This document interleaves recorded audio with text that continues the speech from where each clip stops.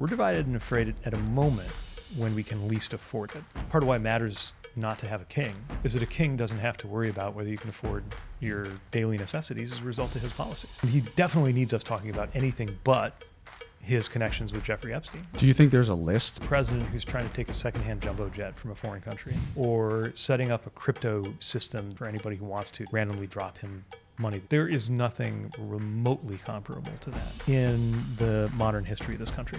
We're basically pushing them into the arms of a guy like Donald Trump. And I think our party did become the preachy party. You were an example of someone who just bet on yourself. Yeah. Were there ever days where you're like, I'm nuts? I mean, the whole thing was nuts. You talked about AI, and I actually asked ChatGPT, what question should I ask Pete Buttigieg? If you weren't in politics, what would you do? We've got something different to offer. Not you voted for him so you're part of this thing that we say is evil, but rather he doesn't deserve you. He doesn't deserve your loyalty.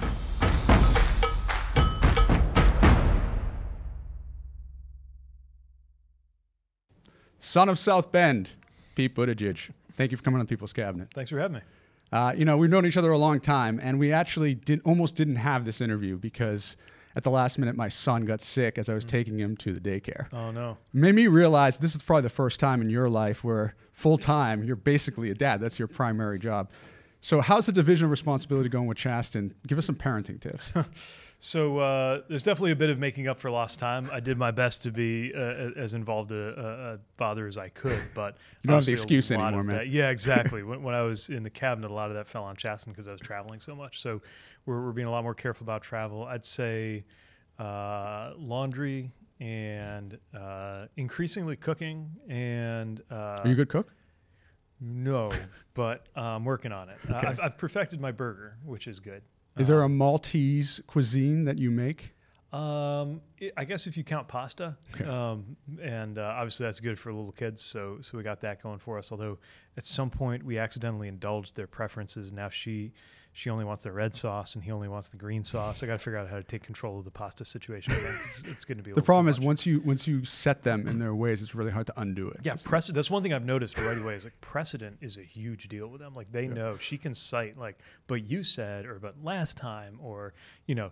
Or like if Chasten's mom was watching him and let him do something, then obviously that always gets thrown back at us. But they said we could watch this show. Yeah. They're like little lawyers. What is the craziest parenting story you have from the past few months since you left the administration? Oh, geez. Let me think on that.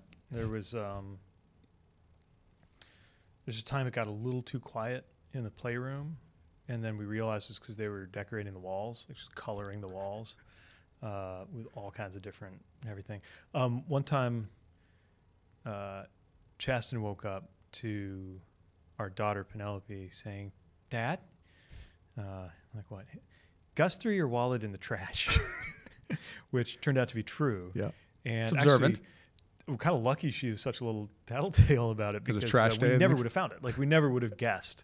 Like so now we're at the age where like things go missing. You know? Like it.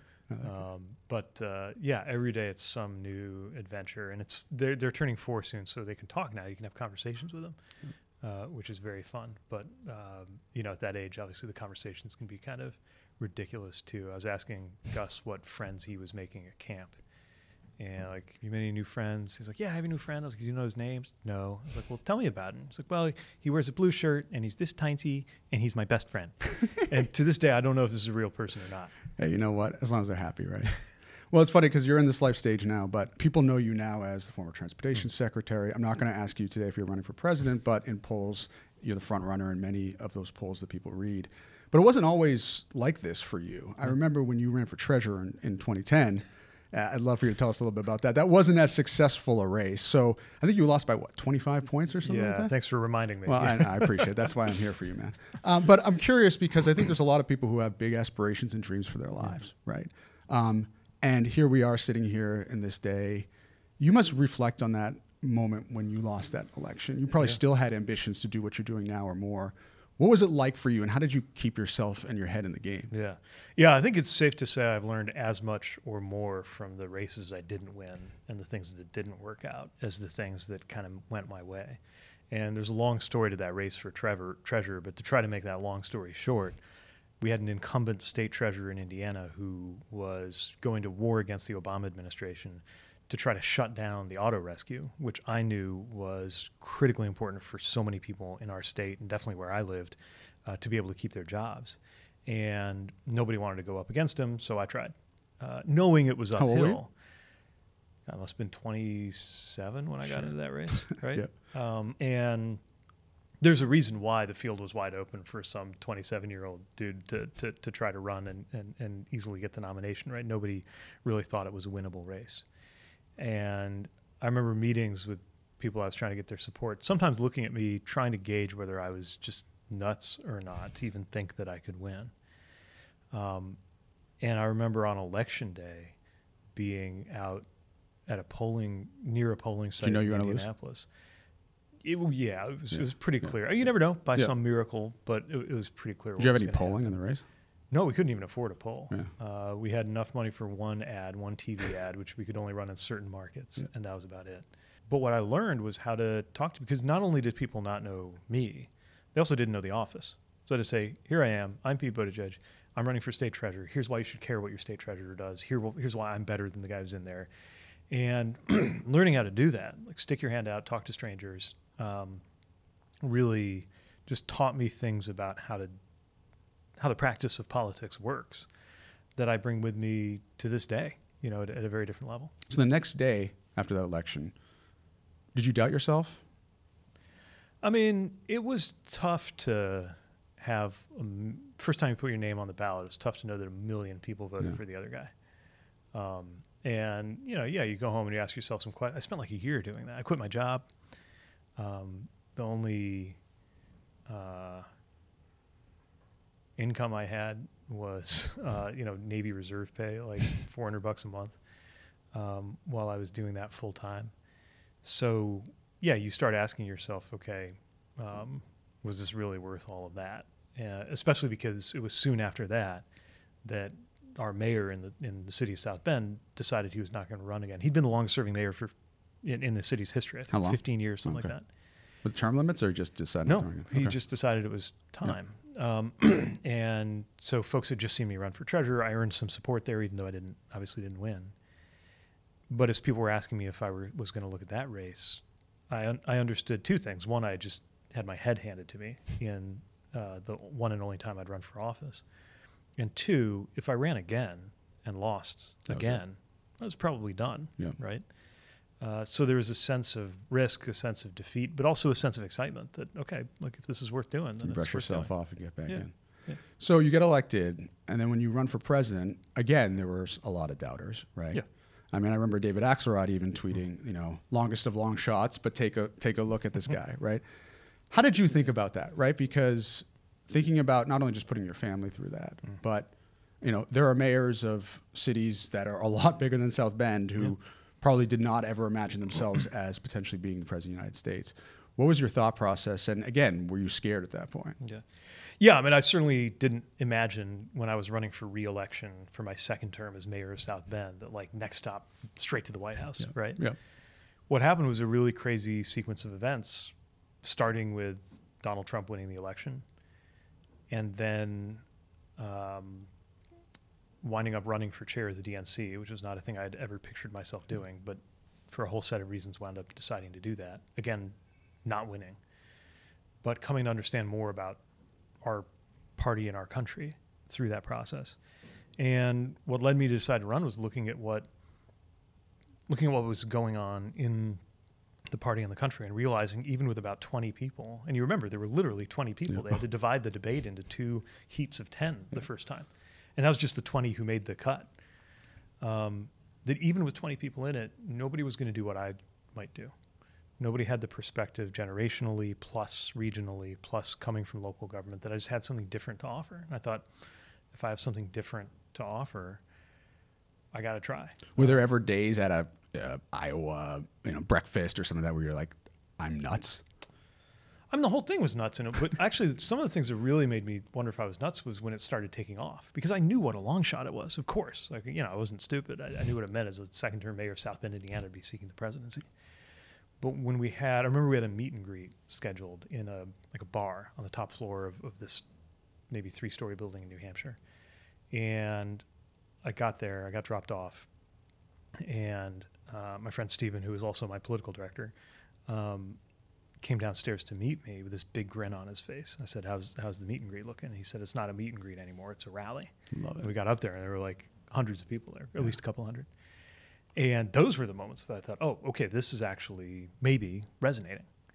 And in some ways, I think I was honestly more prepared for the possibility of defeat than what it would be like for that rocket ship to take off. That was the early months of the campaign when we got from nobody to plausible. What's the lesson or advice you give? I mean, there's a lot of young people around the country, not just civically engaged or wanting to be more civically engaged, but also people who dream of being certain professions who may be just scared. I mean, you were an example of someone who just bet on yourself. What's your advice to that kid or that young person who may have some insecurities? I mean, partly like don't worry about the imposter syndrome. Everybody feels that.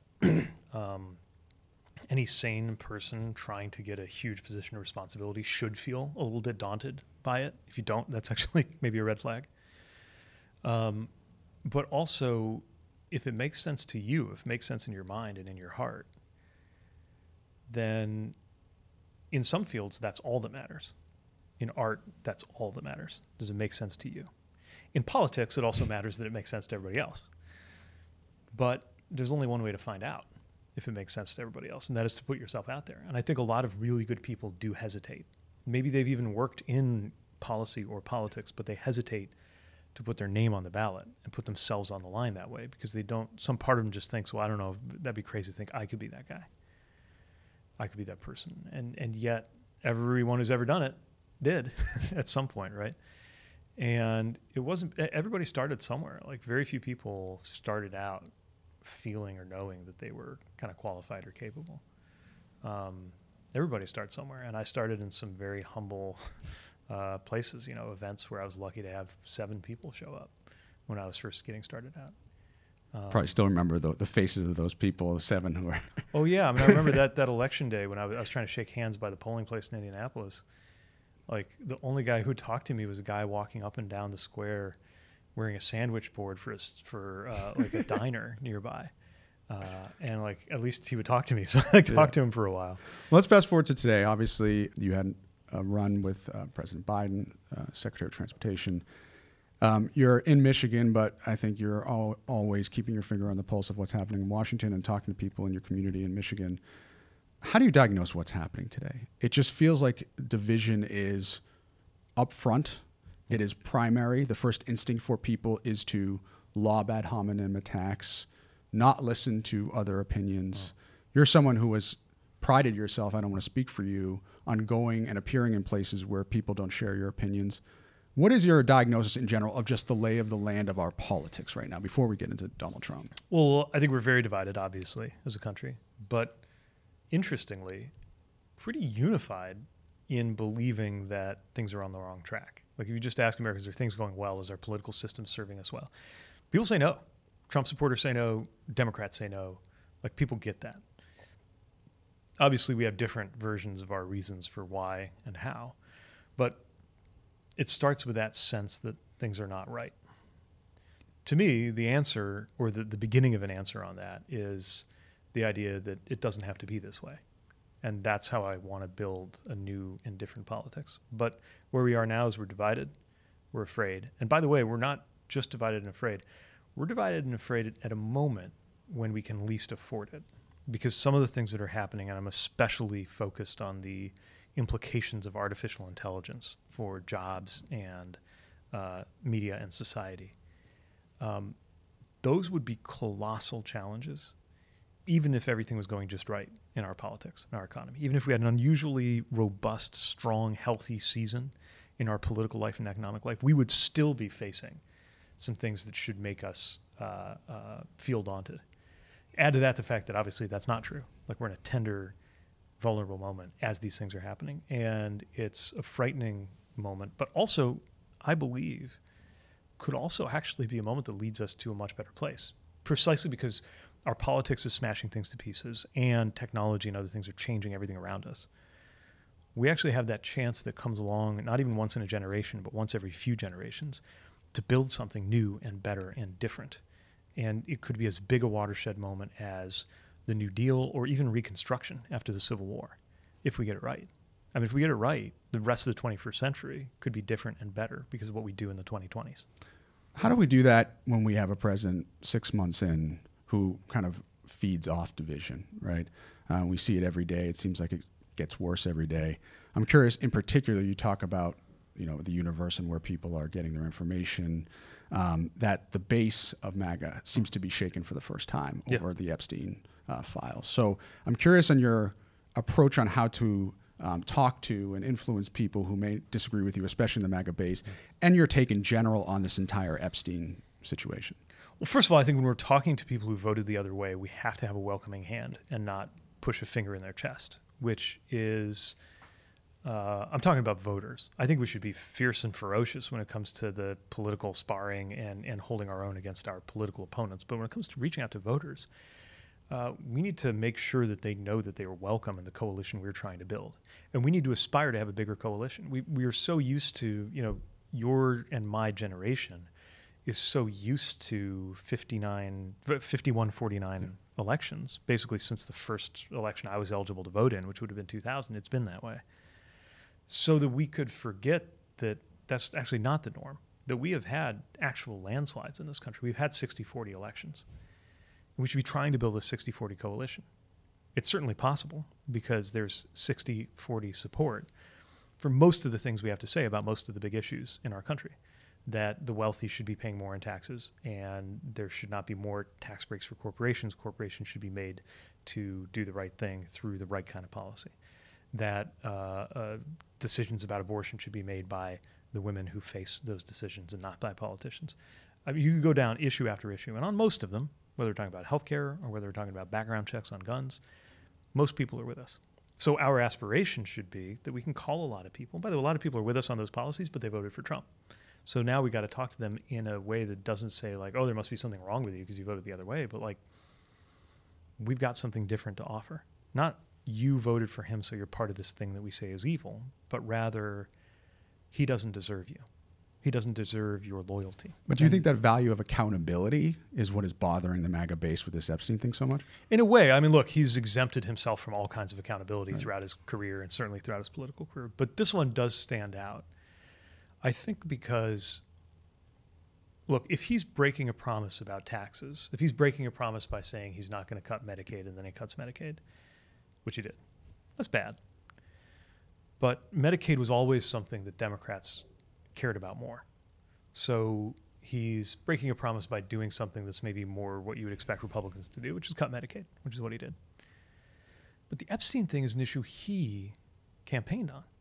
He made this big deal about, I'm going to come in and we're going to release these on day one. There was that event with Pam Bondi waving around the binders. Still don't know what the hell was in these binders. But they went so much further than just saying like, oh yeah, I'll do the right thing on that. The same way he's saying like, I'm going to bring peace to the Middle East or whatever. I don't, maybe even his supporters didn't actually believe him on that. Yeah.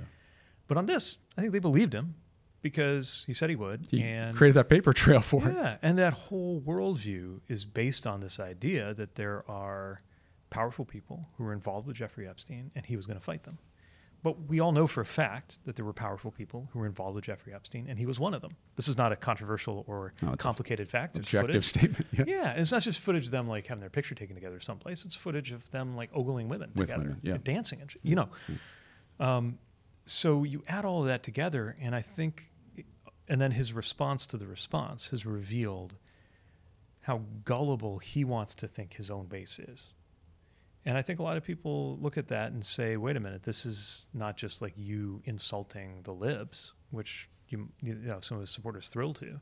It's his supporters saying, wait a minute, you're insulting me. And that's a whole different thing. Do you think there's a list? And also, where do you think this all ends? I don't know what's actually in there.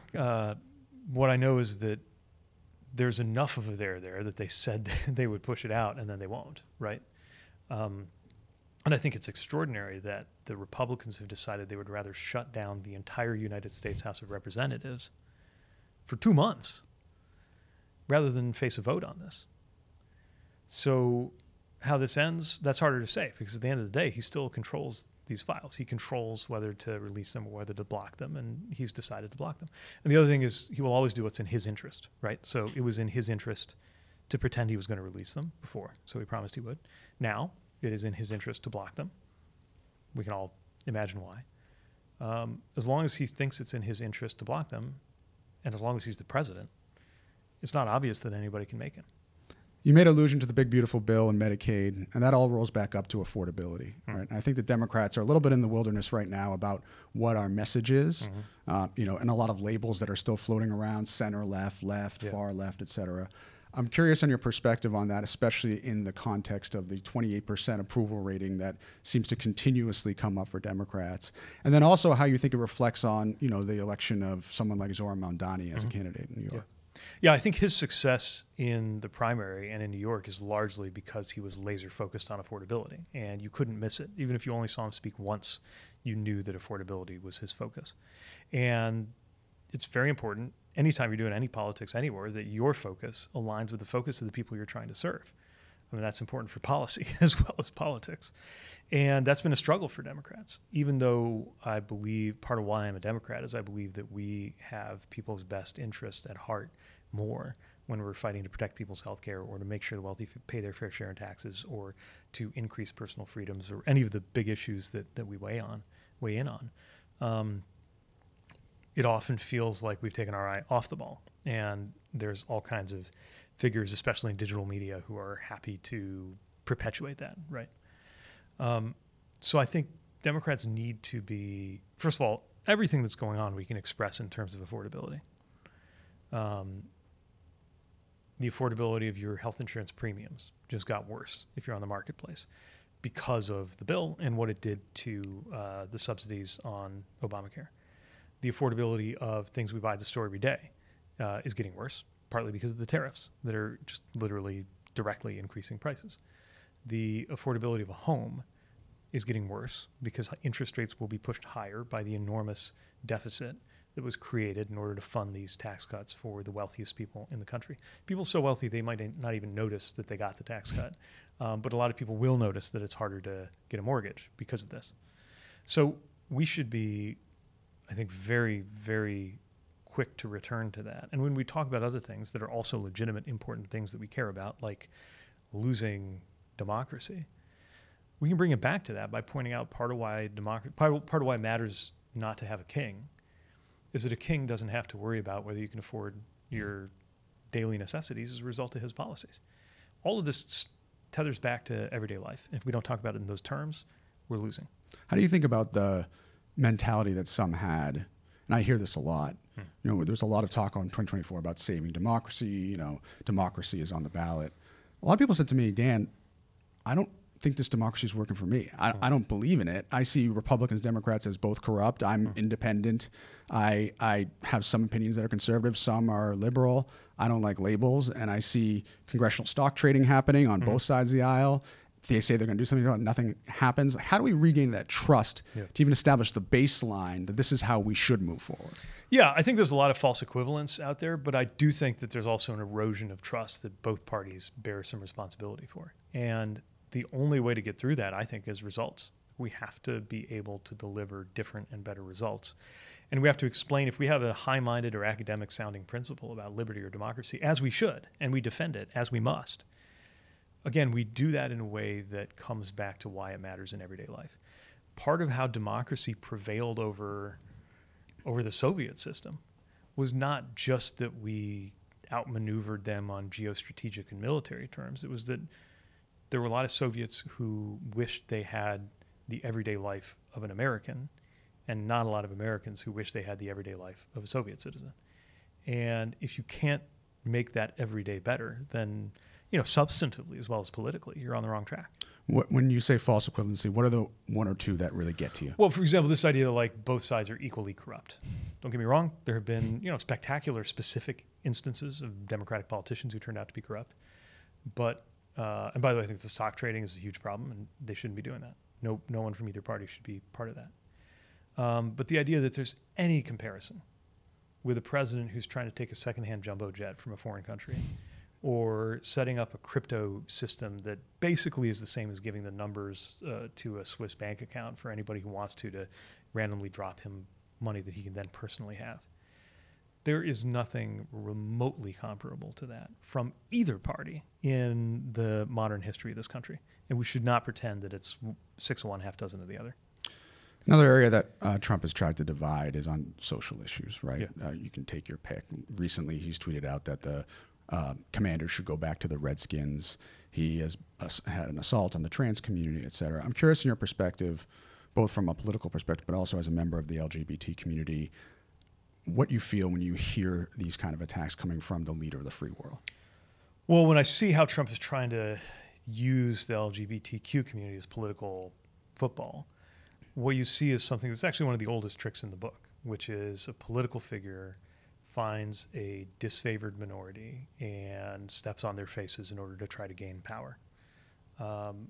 The latest stuff with the Washington example, for example, just to take one, I think that's more about provocation. I don't think most people need to go back to the Cleveland Indians or whatever it is.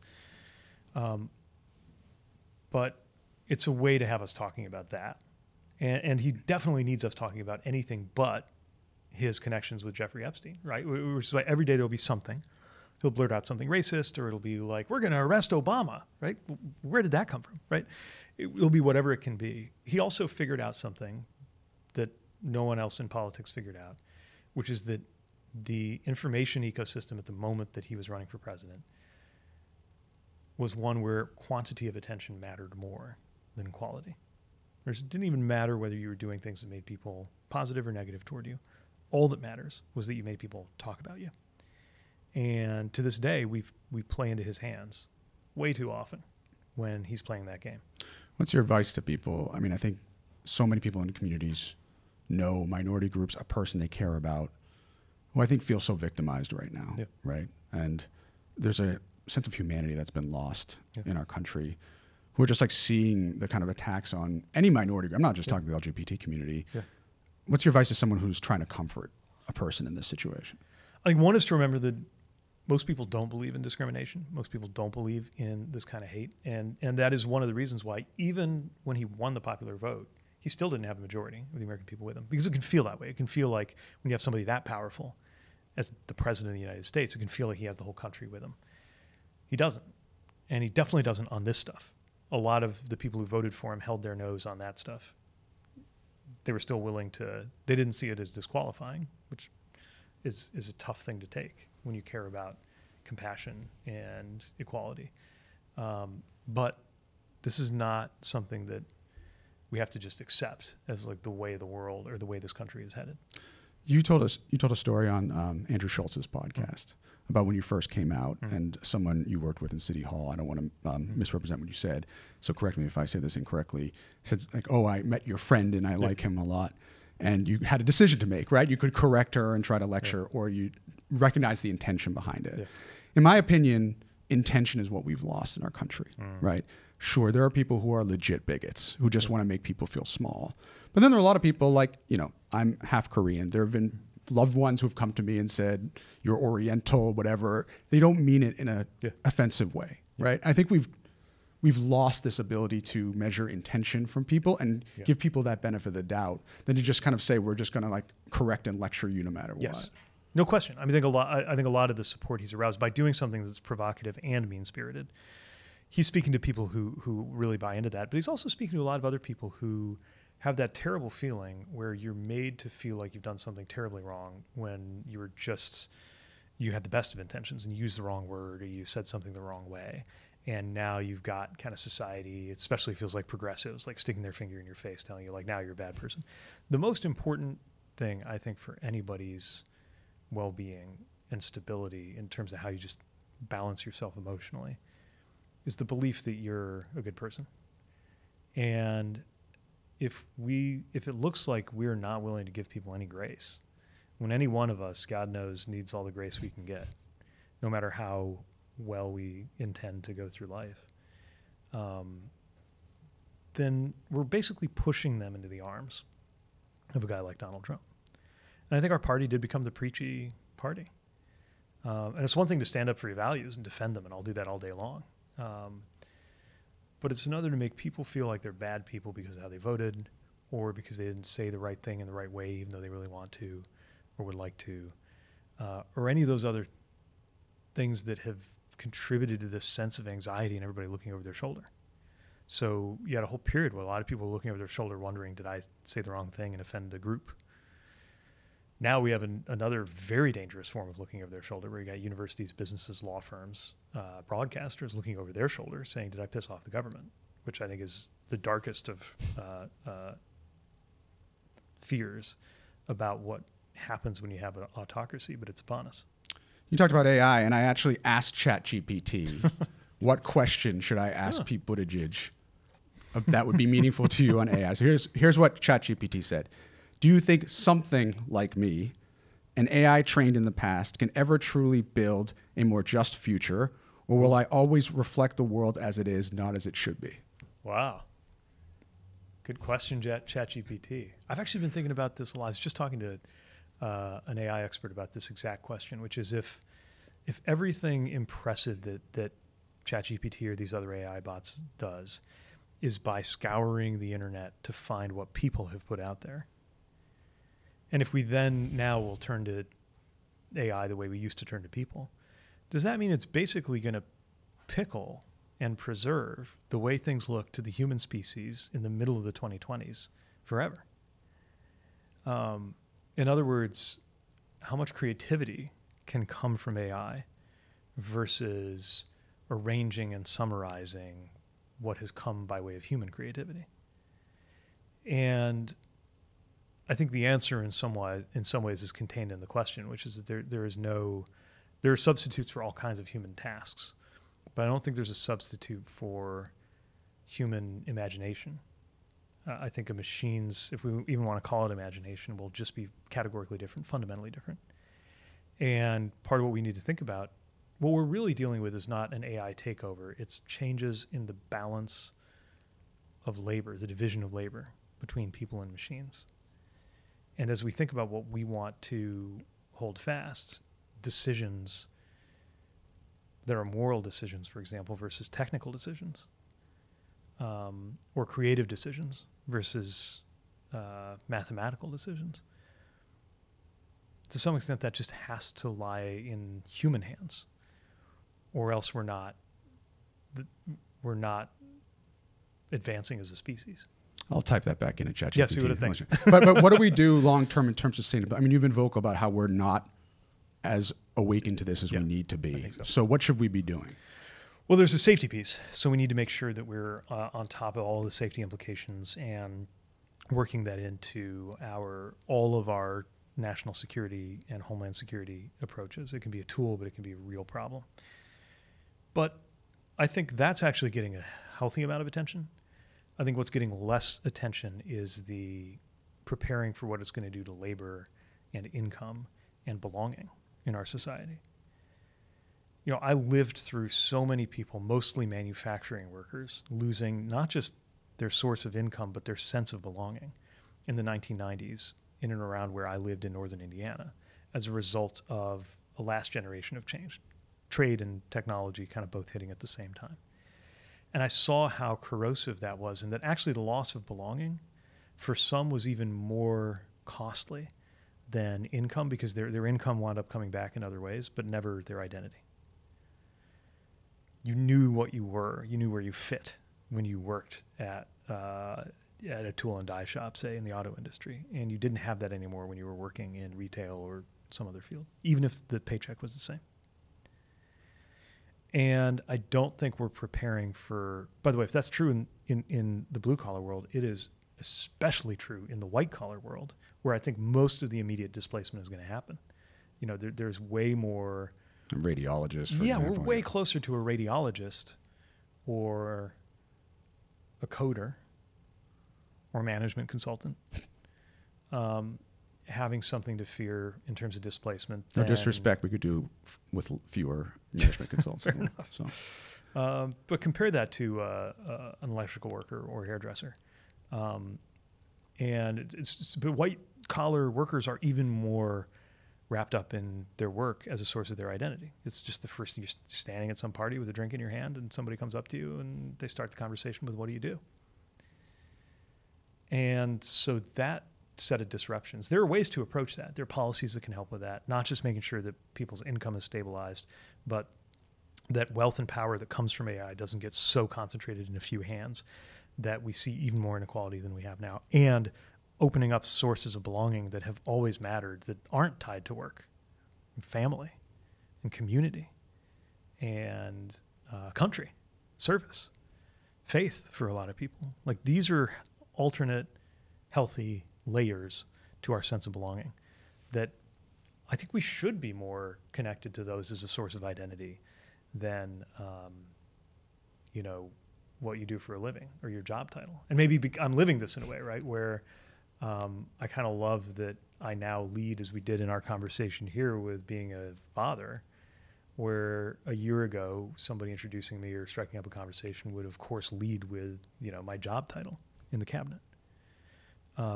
Preparing for that, I think, is wildly important, politically and substantively. And I think we're not doing enough of that. Okay, I got a couple fun rapid fire ones for you. Okay. The Coldplay Kiss Cam, any hot take on that? I just don't understand. Being in public is being in public. Yeah, maybe you didn't know you're going to be on the Jumbotron, but you're in public. Okay. I don't know. Favorite drink? Well, like cocktail or like... Cocktail. Or if beer's your thing? Probably an old-fashioned. Nice. What's your theme song? And you say High Hopes if that's what it is. No. Oh, that was my walk-on song for my campaign. Theme song. Oh, I like that.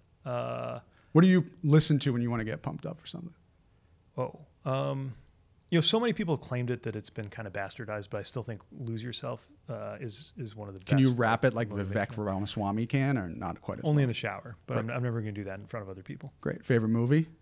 You're supposed to say The Godfather, but that's mine, even though it's a, Yeah, I don't have a single favorite. What's a scene that you cry at? Are you a crier in movies?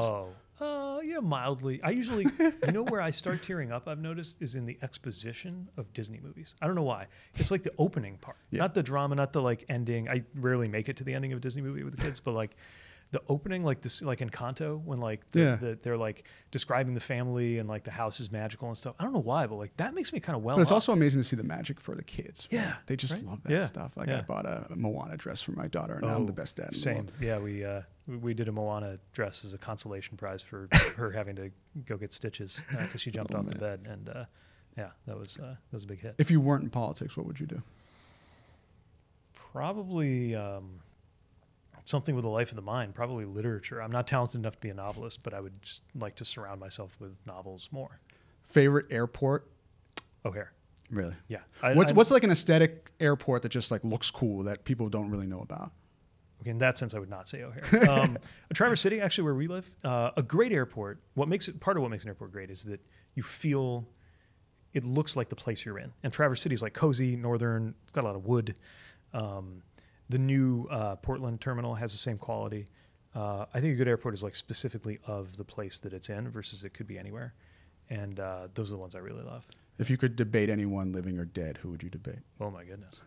Living or dead? Oh, that's fun. Maybe Reagan?